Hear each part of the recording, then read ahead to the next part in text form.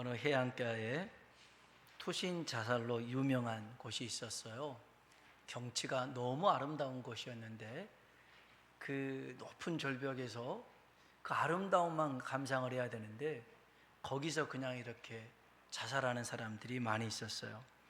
그래서 시 당국에서 어떻게 하면 좀 자살을 막을 수 있을까 통제를 하지 못하니까 고민 끝에다가 그 절벽으로 가는 길에 팻말을 하나 만들었어요.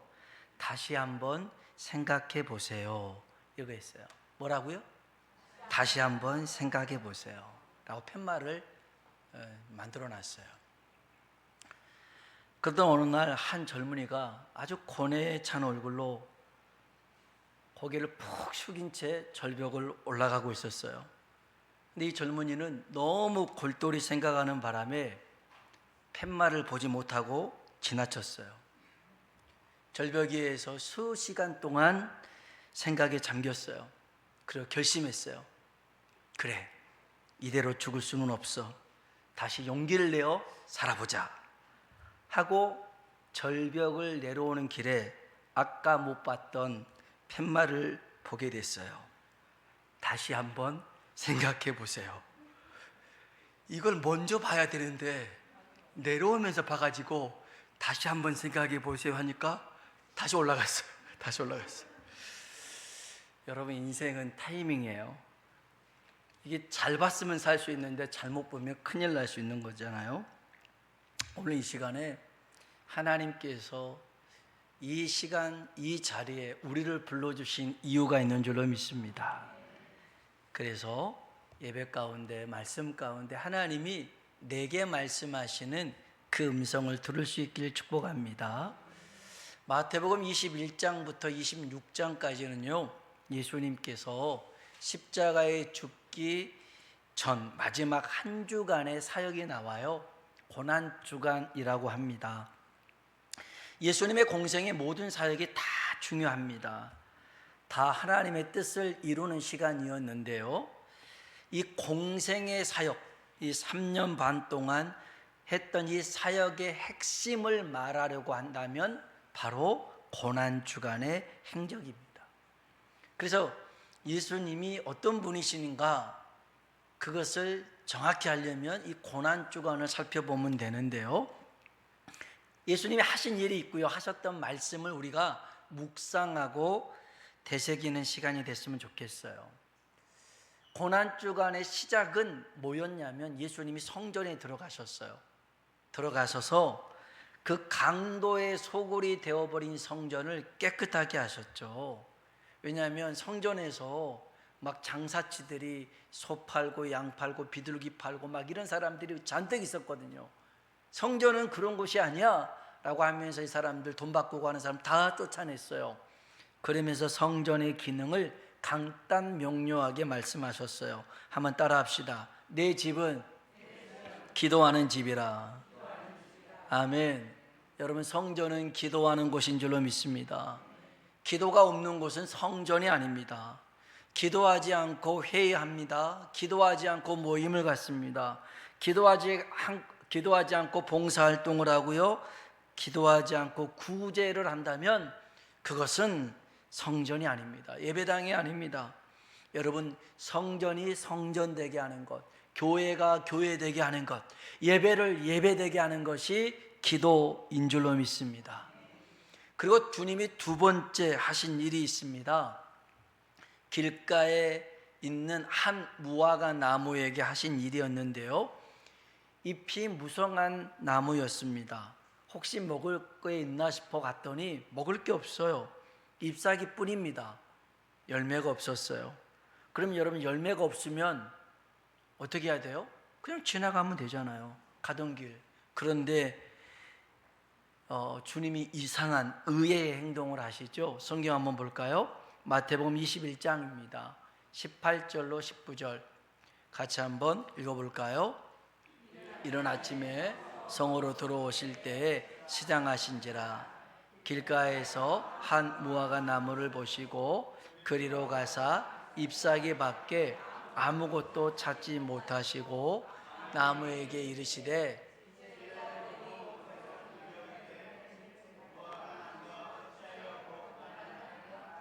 아니요, 그 중간에 빠졌어요. 나무에게 이르시되 이제부터 영원토록 내가 열매를 맺지 못하리라 하시니 무화과가 곧 마른지라. 이게 이제 18절 19절입니다. 그러니까 예수님이 이른 아침에 성으로 돌아가셨는데 시장하셨어요. 길가에 한 무화과가 있어서 가서 보니까 잎사귀 밖에는 없었어요. 그래서 주님이 이 나무에게 뭐라고 하냐면 이제부터 영원토록 내가 열매를 맺지 못하리라 하니까 무화과 나무가 말라버렸어요. 여러분, 주님이 배가 고파서 예민해지셨을까요? 남자들은 배가 고프면 예민하잖아요. 몸는 하도 생기고. 그렇지 않습니다. 주님이 이 일로 제자와 우리들에게 두 가지 중요한 의미를 말씀하시는데요. 첫 번째는 의심하지 않는 믿음을 가지라는 거예요. 어떤 믿음 가지라고요? 의심하지 않는 믿음을 가지래요. 마태복음 21장 20절로 22절이에요. 20절로 22절 없어요? 없으면 찾아볼까요? 마태복음 21장 20절로 22절입니다. 마태복음 21장 20절로 22절. 찾으셨으면 같이 한번 읽어봅시다. 제자들이 보고 이상히 여겨 이르되 무화과 나무가 어찌하여 말랐나이까? 예수께서 대답하여 이르시되 내가 진실로 너에게 이르노니 만일 너희가 믿음이 있고 의심하지 아니하면 이 무화과 나무에게 된 이런 일만 할 뿐 아니라 이 산더러 들려 바다에 던져지라 하여도 될 것이요 너희가 기도할 때에 무엇이든지 믿고 구하는 것은 다 받으리라 하시니라. 아멘. 아멘. 주님이 말씀하시는 게 이거예요. 무화과가 말라버린 것에 대해서 놀라지 말고 너희가 믿음을 가지고 기도하면 이런 일이 너희에게도 나타나더라는 거예요. 여러분, 우리 기도의 최대 방해물이 뭐냐면 의심이라는 겁니다. 의심. 여러분, 기도는 믿음으로 하는 것인 줄로 믿습니다. 여러분이 무엇이든지 믿고 구한다면 받게 될 줄로 믿습니다. 두 번째로요, 이 무화과 나무를 통해서 우리에게 주께서 말씀하시는 것은 열매가 있어야 한다라는 겁니다. 뭐가 있어야 된다고요? 열매가 있어야 돼요. 열매가 없는 나무는요 쓸모가 없잖아요. 그래서 찍어버리겠다라는 겁니다. 누가복음 13장 볼까요? 누가복음 13장 6절로 7절입니다. 같이 한번 읽어볼까요? 이에 비유로 말씀하시되 한 사람이 포도원에 무화과 나무를 심은 것이 있더니 와서 그 열매를 구하였으나 얻지 못한지라. 포도원 지기에게 이르되 내가 3년을 와서 이 무화과 나무에서 열매를 구하되 얻지 못하니 찍어버리라. 어찌 땅만 버리겠느냐. 아멘. 웃기죠? 포도원에 무화과 나무가 있습니다. 이거는 이 포도원에 무화과 나무를 아주 특별하게 심어 놓은 겁니다. 특별한 의미를 두고 심어 놨어요. 이거는 이제 뭐 유대인 가운데 이방인의 구원을 의미하기도 합니다만은 여튼 무화과 나무는요 보통 2, 3년이면 열매를 맺습니다. 근데 3년이 다 됐는데 열매가 없는 거예요. 그래서 이 포도원 주인이 열매 없는 나무를 기다리며 땅만 허비할 수 있겠냐?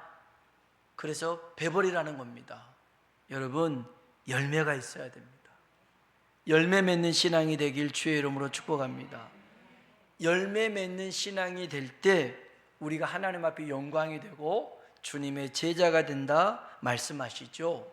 요한복음 15장 8절입니다. 읽어볼까요? 너희가 열매를 많이 맺으면 내 아버지께서 영광을 받으실 것이요 너희는 내 제자가 되리라. 아멘. 한번 따라합시다. 옆 사람 보고 인사합시다. 열매 맺는 사람이 됩시다. 열매 맺는 제자가 됩시다. 아멘. 열매를 많이 맺으면 하나님이 영광 받으신대요. 우리가 열매를 많이 맺으면 주님의 제자가 된대요. 그러면 어떤 열매를 맺어야 될까요? 갈라디아서 5장에 보면 두 가지 열매가 나와요. 육체의 열매가 나오고요, 성령의 열매가 나와요. 육체의 열매는 음행, 더러움, 호색, 우상숭배, 주술, 원수매짐, 분쟁, 시기, 분냄, 당파, 분열, 이단, 투기, 술취함, 방탕, 한 15가지가 나와요. 이게 육신의 열매랍니다. 정욕의 열매예요. 끝이 뭔지 아세요? 하나님 나라를 유업으로 받을 수가 없대요. 유업으로 받을 수가 없대요. 분냄, 시기, 투기, 술취함, 방탕, 이런 것들도 똑같은 우상숭배급이라는 것이죠. 이게 육체의 열매였어요. 근데 성령의 열매는 뭘까요? 사랑, 희락, 화평, 오래 참음, 자비, 양선, 충성, 온유, 절제. 이런 열매를 맺어야 하나님의 기쁨이 되더라는 것입니다. 그러면 우리가 어떻게 해야 성령의 열매를 맺을 수가 있을까? 여러분, 열매를 맺으려면 능력이 있어야 됩니다. 뭐가 있어야 된다고요? 능력이 있어야 돼요. 살아있는 것입니다. 죽으면 열매를 맺을 수가 없어요. 산 나무가 열매를 맺지 죽은 나무는 열매를 맺을 수가 없죠. 오늘 말씀에 보더라도요, 우리가 살아있기 위해서 어떻게 해야 되느냐? 붙어 있어야 되더라는 겁니다. 포도나무 대신 예수님께 붙어 있어야 생명의 능력을 공급받아서 열매를 맺게 됩니다. 요한복음 15장 5절입니다. 같이 한번 읽어볼까요? 나는 포도나무요,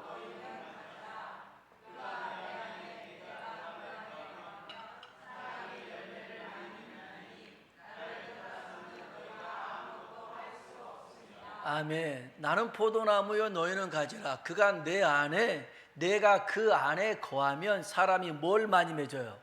열매를 많이 맺는데요. 열매를 많이 맺는데요. 주님께 붙어 있을 때 열매를 맺을 수가 있습니다. 떨어지잖아요. 열매를 맺을 수가 없죠. 아니, 온 나무에서 가지가 떨어져 나가는데 어떻게 열매를 맺습니까? 내 삶 가운데 성령의 열매를 맺으려면 우리 주님께 딱 붙어 있길 주의 이름으로 축복합니다.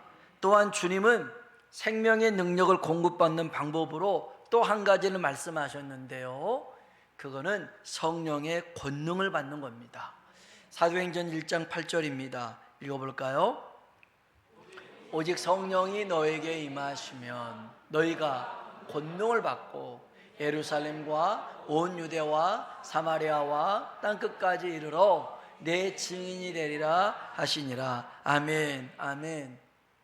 주님은 제자들에게요, 모든 민족을 제자로 삼아라 라는 지상대명령을 마태복음 28장에 말씀하셨어요.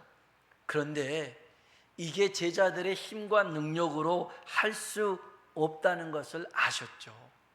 여러분, 제자들은요 3년 6개월 동안 있으면서 예수님께 배웠어요. 해봤어요.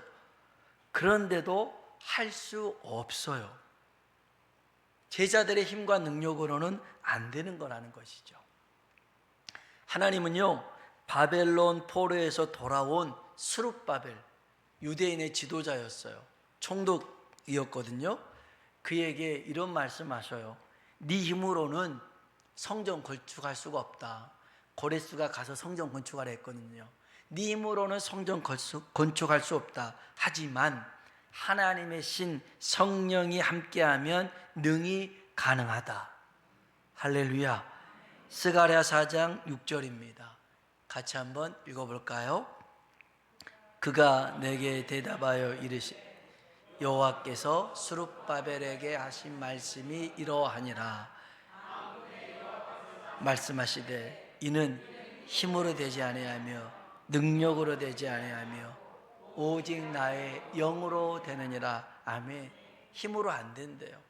네 능력으로 안 된대요. 뭐로 된대요? 오직 나의 영, 성령으로 되더라는 겁니다.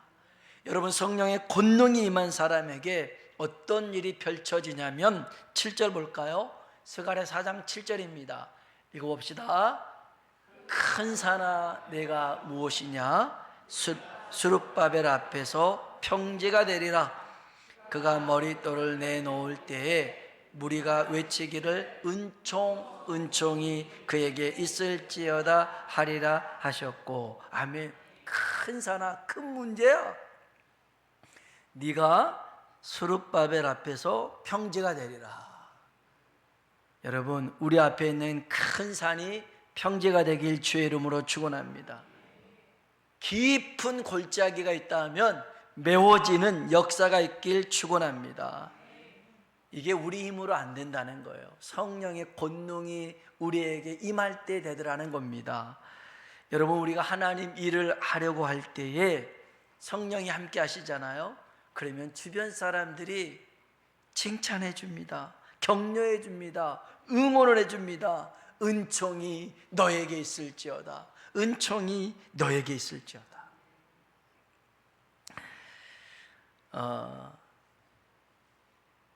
어제 그 구역 예배를 드린 구역이 있어요. 3구역이 있는데, 그래서 끝나고 보고서를 저한테 이렇게 제출합니다. 구역 예배 한 5명이 드렸던 것 같아요. 거기 보면 기도 제목을 적어놔요. 근데 기도 제목이 다 똑같더라고요. 성령 충만하여 하나님 은혜로 직분 잘 감당하게 하소서. 성령 충만 받고 주님의 자녀답게 살게 하소서. 성령으로 충만하여 믿음이 성장하게 하소서. 성령으로 충만하고 하나님의 은혜로 복을 받게 하소서. 이렇게 기도 제목을 똑같이 써놨어요. 여러분, 성령 충만이 뭐예요? 성령의 권능을 받는 겁니다. 권능을 받는 거예요. 그래야 직분도 감당할 수 있고, 그래야 하나님 자녀처럼 살 수 있고, 그래야 믿음도 성장할 수가 있고, 그래야 복을 받을 수 있는 줄로 믿습니다.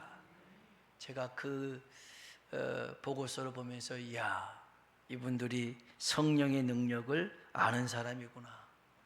하나님, 이들이 기도한 대로 성령으로 충만하게 하소서. 제가 그 보고서를 붙잡고 기도를 했어요. 여러분, 생명의 능력은 우리 주님께 있습니다. 열매 맺는 능력은 성령의 충만함에 있습니다. 오늘 이 시간 우리가 주님께 딱 붙어 있고 성령으로 충만한 시간 되길 축원합니다. 우리 다시 한번 옆 사람 보고 인사합시다. 주님께 딱 붙어 삽시다.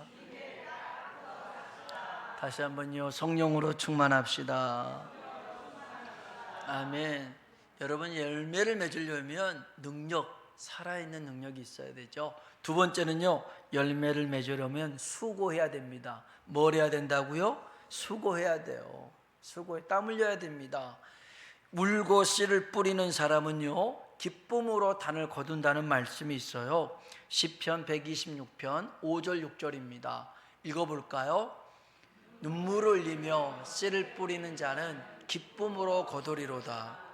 울며 씨를 뿌리러 나가는 자는 반드시 기쁨으로 그 곡식단을 가지고 돌아오리로다. 아멘. 여러분, 씨를 뿌리는데 왜 울면서 씨를 뿌려요? 씨를 뿌리는 게 쉬운 일이 아닙니다. 씨앗을 땅에 심기 위해서는요, 먼저 땅을 일궈야 되잖아요. 그 단단한 땅을 파고 그 다음에 돌들도 제거하고 땅을 일궈야 됩니다.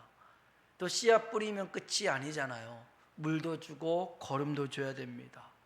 씨앗이 잘 자라도록 잡초도 뽑고 풀도 제거해야 됩니다. 쉽지 않습니다. 여러분, 하나님 말씀대로 순종하는 게 쉬울까요? 어려울까요? 잘 모를까요? 쉬워요? 어려워요? 맨날 어려우면 어떻게 해요? 맨날 어려우면. 가끔 TV에서 축구 경기를 볼 때가 있어요. 야구 경기를 볼 때 있어요. 그러면 그거 보는 사람이 다 전문가예요. 아우 답답하네. 거기서 공을 왜 글로 차냐고, 이쪽으로 차가지고 머리로 넣어서 골링을 해야 되는데 왜 아우 저런 애 빼야 되는데 왜 놓냐고 막 그럽니다. 자기가 전문가예요. 아이고 그 공을 이렇게 헛스윙을 하니 그냥 기다려야지. 그 나쁜 볼을 왜 휘두르냐고. 자기가요 전문가예요. 근데 실상은 아마추어보다 못한 실력을 갖고 있는 거잖아요. 여러분 잘 들으세요. 실력은 보는 것으로 늘지 않아요. 실력은 아는 것으로 늘지 않아요. 체화시켜야 돼요. 몸에 배야지만이 실력이 늘어나는 거예요. 여러분 순종이 왜 어려워요? 알기는 너무 잘 알아요. 잘 아는데 그게 내 몸이 아직 체화되지가 않아서 안 움직이는 거예요. 그래서 힘들어요. 어려워요. 귀찮아요. 그래서 하기 싫어요. 여러분 우리 주님께서 마태복음 5장, 6장, 7장에 산상수훈의 말씀을 하셔요. 그리고 그 말씀의 결론이 뭐냐면 마태복음 7장 24절이에요. 같이 한번 읽어볼까요? 그러므로 누구든지 나의 이 말을 듣고 행하는 자는 그 집을 반석 위에 지은 지혜로운 사람 같으리니. 아멘. 주의 말씀을 듣고 행하는 사람이에요. 듣고 행하지 않는 사람은 모래 위에 집을 짓는 사람이래요. 모래에 집을 짓든 반석에 집을 짓든 평상시에는 똑같아 보이지만 홍수가 나잖아요. 그러면 모래 위에 세운 집은 무너지더라는 거예요. 반석에 세운 집은 견고하더라는 거예요. 하나님 말씀대로 순종할 때 여러분 그 집이 든든하게 세워지더라는 것입니다. 제가 지난주에 교회 십자가 탑으로 올라갔어요. 까치집이 있거든요. 이 까치집을 제거를 했어요. 2시간 반 동안 마대자루 4자리를 가지고 그걸 다 담았어요. 근데 이 까치집이 왜 문제냐면 얘네들이 그 나뭇가지로 이렇게 주워다가 집을 짓잖아요. 얼마나 튼튼하게 지었는지 몰라요. 애들이. 아니 까치가 무거운 것도 아닌데 뭘 이렇게 튼튼하게 지었나 싶었어요. 마대자리가 4개 나왔으니까. 까치 새끼들을 100마리 나는 것도 아닌데 뭘 이렇게 튼튼하게 세웠을까? 근데 굉장히 튼튼하게 세우더라고요. 근데 얘네들이 밑에다가 그게 떨어져요. 흙도 떨어지고 나뭇가지가 떨어지면서 수로가 막히더라고요. 그래서 십자가탑 이 공간이 물에 흥건히 고여 있어요. 물이 고여 있다 보니까 이 물이 벽면으로 스며들어서 3층에 물이 새요. 또 1층까지 천장에 물이 새더라고요. 그래서 올라가서 작업을 했어요. 작업을 하면서 제가 참 남의 집을 이게 철거를 해서 너무 미안했지만 내가 깨달은 게 있어요. 야, 얘 참 튼튼하게 잘 지었다. 한 번에 지은 게 아니잖아요. 나뭇가지 하나 물고 심지어는 뭐 쇠 파이프 같은 것도 물고 예전에 우리가 봤던 그 TV 안테나 있잖아요. 그런 건 또 어디서 물어왔는지 그걸로도 집을 짓고 다 집을 지어놨어요. 조금씩 빠지질 않았어요. 근데 야, 정말 튼튼히 잘 지었다. 여러분 우리가요 하나님 앞에 정말 순종해서 집을 짓는데 대충 집을 지으면 안 돼요. 튼튼하게 지어야 되더라는 거예요. 튼튼하게. 그러려면 여러분 순종의 기준이 있어요. 순종의 기준은 우리가 판단하는 게 아니에요. 이게 쉬운 일인가 어려운 일인가, 할 수 있는 일인가 없는 일인가, 그건 우리 기준이 아니에요. 우리 판단이 아니에요. 순종의 기준이 뭐냐? 하나님의 말씀인 줄로 믿습니다. 하기 싫어도 귀찮아도 어려워도 하나님이 말씀하실 때 하나님의 말씀대로 하는 것이 순종인 줄로 믿습니다. 그때 뭘 맺어요? 열매가 있는 거예요.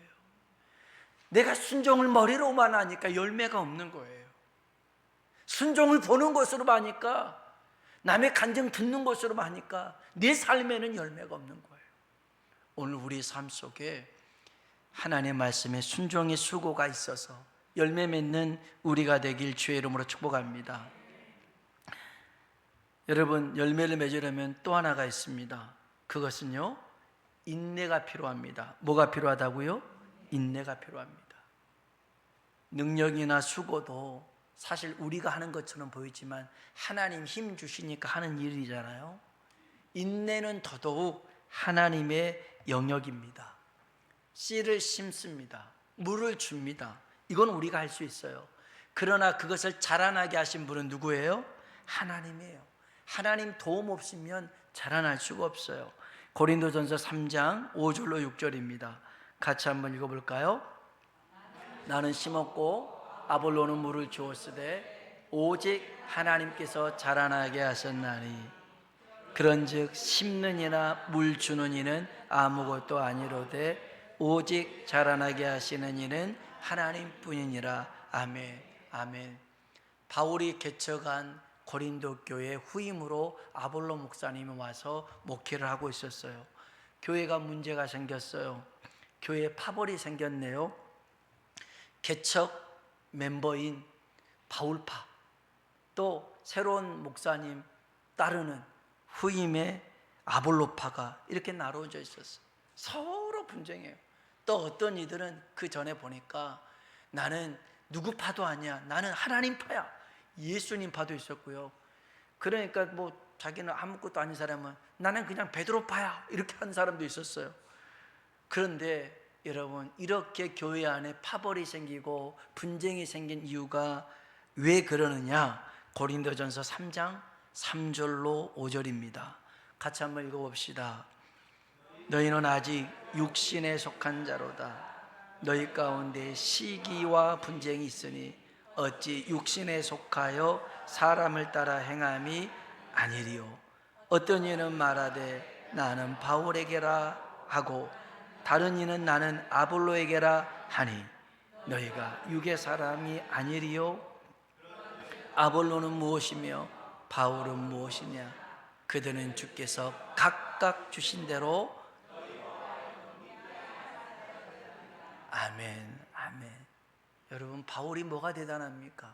아볼로가 뭐가 대단합니까? 바울이 심고 아볼로는 물을 주었으되 자라나게 하신 분은 하나님이신 줄로 믿습니다. 하나님이 하셔야 되는 겁니다. 여러분, 인내의 다른 말을 기다림이라고 합니다. 어떤 기다림일까요? 하나님의 때를 기다리는 것입니다. 야고보서 5장 7절로 8절 같이 한번 읽어봅시다. 그러므로 형제들아, 주께서 강림하시기까지 길이 참으라. 보라, 농부가 땅에서 나는 귀한 열매를 바라고 길이 참아 이른 비와 늦은 비를 기다리나니 너희도 길이 참고 마음을 굳건하게 하라. 아멘. 농부가 귀한 열매를 바라보고 길이 참고 인내하고 기다렸더라는 겁니다. 뭘 기다려요? 이른 비와 늦은 비, 은혜를 기다렸더라는 거예요. 여러분, 하나님이 반드시 역사하실 때가 있습니다. 그때까지 기다려야 될 줄로 믿습니다. 기다려야 됩니다. 심고 씨앗을 오늘 심었는데 내일 싹이 나거나 열매 맺혀지지는 않습니다. 기다려야 됩니다. 기도했다면 기다려야 됩니다. 기다릴 때 절대 해서는 안 될 게 있습니다. 원망해서는 안 됩니다. 서로 원망하고 탓해서는 안 됩니다. 아직 때가 되지 않는 것뿐이죠. 야고보서 5장 9절입니다.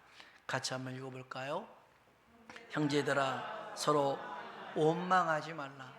그리하여 심판을 면하리라. 보라, 심판의 주가 문 밖에서 계십니다. 아멘. 원망하지 마세요. 아직 때가 이르지 않았을 뿐이에요. 제가 바닷가에 살았는데요, 보면 저희는 이제 서해안 쪽이었으니까 바다가 뻘이었어요. 바다가 깨끗하진 않아요. 그 뻘 때문에 물이 쫙 빠질 때는요, 배가 그 뻘밭에 기우뚱해 있어요. 참 볼품도 없고 이태로워요. 이러다가 완전히 짜그러지면 어떻게 하나, 그런 생각이 들 정도로 이렇게 배가 기우뚱겨 있으면서 그냥 위태롭게 서 있어요. 그런데 이 배가요, 밀물이 들어오잖아요. 그러면 그 밀물 때문에 나중에는 반듯하게 서 있습니다. 멋있게 서 있어요. 그리고 나중에는 고기도 잡으러 가는 거예요. 지금 여러분이 뻘밭에 이렇게 기우뚱거려 있는 모습이라면 아직 밀물이 안 들어와서 그런 거예요.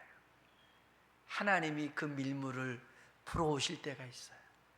풀어오시면 그 더럽게 보이는 뻘밭도 채워지고, 그 다음에 기우뚱했던 배도 똑바로 서고, 바다를 향해서 고기를 잡으러 나갈 수 있는 배가 될 수가 있어요.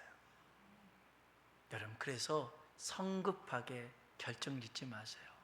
아직 하나님의 때가 남아있는 거예요. 그래서 야고보서 5장 11절에 보면, 우리 마지막으로 한번 읽어볼까요? 읽어봅시다. 인내하는 자들을 우리가 복되다 하나니 너희가 욥의 인내를 들었고 주께서 주신 결말을 보았거니와 주는 가장, 아멘. 이 말씀 잠깐 띄워주세요. 우리 하나님 어떤 분이에요? 자비로우시고 긍휼히 여기시는 분, 가장 자비로우시고 가장 긍휼을 베푸시는 분이라는 거예요. 그래서 여기 11절에 보라, 인내하는 자를 우리가 복되다 하나니, 여러분, 인내하는 사람이 복된 사람인 줄로 믿습니다. 그러면서 한 사람을 들어서 설명하잖아요. 욥을 들잖아요. 누차 얘기합니다. 욥기는 42장까지 있어요. 몇 장까지 있다고요? 42장까지 있어요. 1장, 2장은 완전히 욥에게 있어서 세상 이런 고난은 없어요. 하루아침에 모든 재산 다 잃고 10자녀 다 잃고 몸은 머리부터 발끝까지 온 몸이 만신창이가 되고 사람도 이런 사람이 없어요. 그래서 여러분, 욥기는 절대 1장, 2장만 읽고 덮어서는 안 돼요. 그러면 인생이 이렇게 고달프구나 하고 끝나버릴 수 있어요. 그래서 욥기는 몇 장까지 읽어야 돼요? 42장까지 읽어야 돼요. 42장에 하나님이 회복시키시는 장면이 나와요. 이런 것을 2배로 하나님 축복해 주셔요.